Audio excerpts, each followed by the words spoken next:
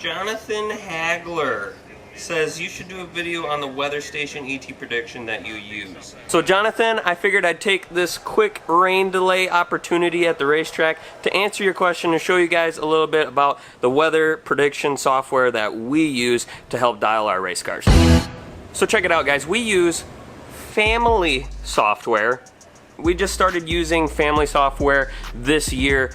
We had like an Altronic software previously, but we decided to make a little upgrade and went with the family software, ET prediction software for Windows, and we got that upgraded this year, so I'm fairly new to it.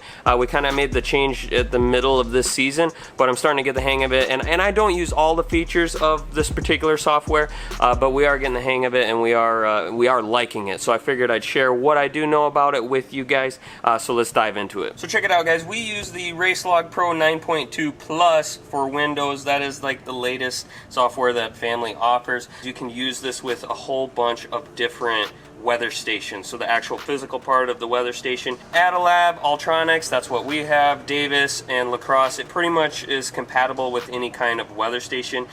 Whatever you have, there is a way to connect it to this RaceLog software. Now, this software is great. It works very well. It seems to be very accurate, and it actually uses a whole different methodology for predicting your car than any of the other software out there, and I'll get into that just a little bit. But keep in mind also that one of the big reasons why we chose to go with family software is their customer service. So make sure you keep that in mind when you're looking at buying anything in the world, obviously, but if you're looking at buying different software for your computer, are you going to be able to get good service for that? And I can't say nothing but the highest level of service is what I've experienced, at least with family software. So get a hold of Bob over at Family Software. He always answers the phone, even if you're at the racetrack on the weekend. He will answer it Saturday, Sunday.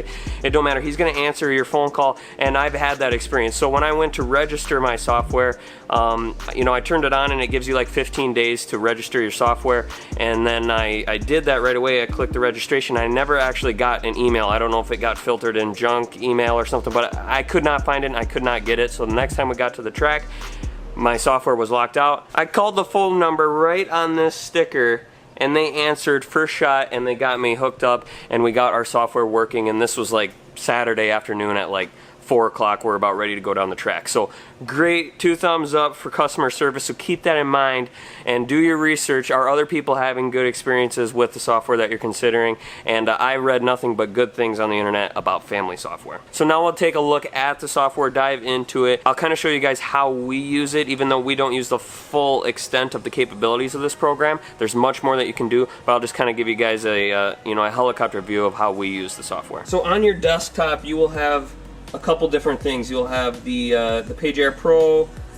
This is just the actual weather reading portion of this. So you open this up and it looks like this. It looks like this little window right here, and all this thing does is you just leave this open all day long and it just reads your weather data. You hit the start button when you turn it on and it reads weather data all day, and you just leave that going in the background and don't worry about it anymore. Then what you have is different instances of the program. So I have my own version here and my dad's version here. I don't know why the shortcut picture is different, but you can have an unlimited number of databases, meaning you can put as many different cars as you want in the system, and you can have an unlimited number of records, so you don't have to worry about any of the databases filling up or anything like that. So we do run 2 cars, so I have 2 databases going right now, and you can run 4 instances of the program, so you can have 4 databases open at one time on a computer. We have 2 different instances of the RaceLog software on the computer, so we have both of them running at the same time. So I'll show you that now. When I double click this to open it up, this is what the software looks like when you first open it up. So what we're looking at here is the database for my car. So there are 70 records in my database right now, and I can cycle through them using these arrows, or I can go to the first one here or the last one here, and then you can add new records, edit, delete. All the functions are right here. And then over here you'll see, like, this is where you put in your track information, what kind of race you're running, the date, and the time. So once you get a pass put in here, it's very easy to add new passes. So all you're gonna do is click on the add new button, and it will bring up a window that says copy data from the last record, and you go ahead and click yes on that, because most of this data you're not going to have to change every single time. So you click yes, and then the windows kind of change color a little bit, but you go ahead and hit the weather data retrieval button, click that, and now you can use these arrows here to cycle through the time, and this will cycle through all of each minute. It basically records the weather, so you cycle to the appropriate time as printed on your time slip, so you get the accurate weather that was happening at the time you were on the track. You go ahead and cycle through there. You can see if I cycle through here a little bit, the weather data is changing slightly. So you go ahead and pick your time, and then you can put in your run information, your round, your lane, your dial, all of your increments. If you're running 8th mile, just go ahead and put zeros in your 1,000 foot and your 1320, and then the big end mile an hour. Just go ahead and put zeros in all of those numbers, and then the computer knows this is an 8th mile pass. That's critical. Don't leave them blank. You have to put 0. These are the error calculations, so this is just kind of like if you're a guy that really likes to pay attention to the density altitude, that is displayed there. And then it kind of calculates your standard temperature and pressure run segment increments here. So this is basically what it's saying the car would have run at standard temperature and pressure, perfect conditions basically. It's keeping track of all the component runs, so how many runs I have on my car, and then you can put in all kinds of different vehicle settings and different data if you so choose to. So that is basically what we have on the main screen. You go ahead and click save when you're done, and it will put that record in to the database. Here's another thing that sold me on Family Software. They do not use any sort of averaging or tables or looking up previous runs or anything like that when they're doing their ET prediction. Family Software's ET predictor is based completely on science. There's no averaging. Other predictors are going to be, looking at historical runs and averaging numbers, and there's none of that with the iFamily ET prediction software. So they're using science, and what they're doing is they're taking each run, you pick a base run that you want to predict off of, and it's going to go ahead and it's going to take that back and it's going to correct it to standard temperature and pressure, and then it's going to use a horsepower correction factor based off of the current weather conditions to predict your pass. I know that might be hard to understand, and it's a lot, but I will put a link down in the description to their website if you want to learn more about that and get more details about that. Go ahead and check out their website. There's all kinds of good information on there, or give Bob a call. He's more than happy to explain it to you.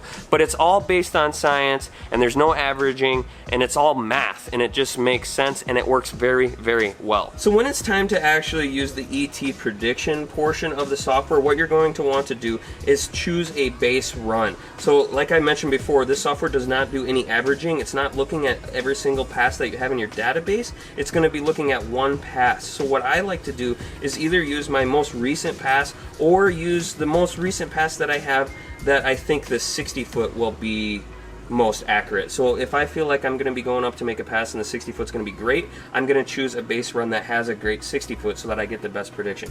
Alternatively, if I think the 60 foot is going to be spinning a little bit, or 60 foot is going to be slow for some reason, I'll probably choose a base run that has a slower 60 foot. So what you're going to want to do is cycle through your runs and find the correct run that you basically want to use. So let's go ahead and just use the most recent one, and then you will click on the ET predictor tab at the top, and that will bring up the ET prediction window. Let's go ahead and maximize this.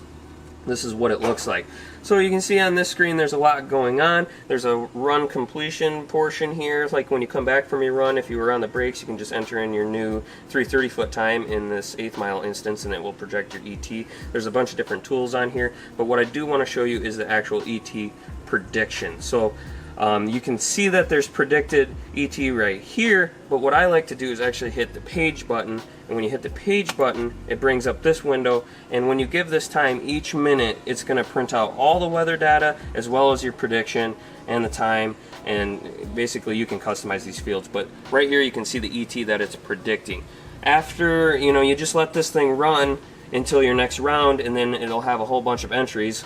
Let me just fast forward a little bit. I just like to let this roll all throughout the day, and then when I'm going up to my next pass, I just kind of check, what's the ET been doing, and see here it predicted a 12 with a 2, now it's all the way down to 11 with a 9 with the changing weather conditions. And if I think that the 60 foot is going to change for some reason, I just need to make sure I go back in there and change my base run so that it's predicting off of something that I think the 60 foot is going to be close to reality. So that's kind of like how I use the software.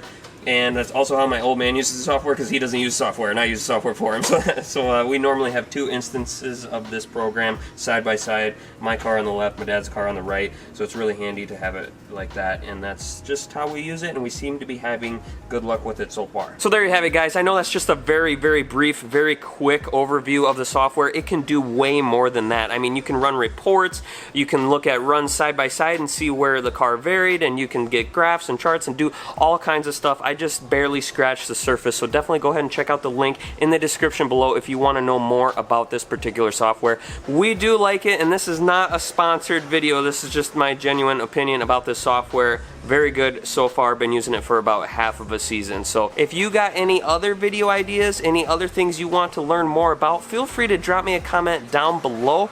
I'd love to talk about it. I'd love to give you guys as much feedback as I can about this racing operation. That's it for this video. See you guys in the next one. Later. Man, pro tip, when it starts raining harder, make sure you take the weather station down.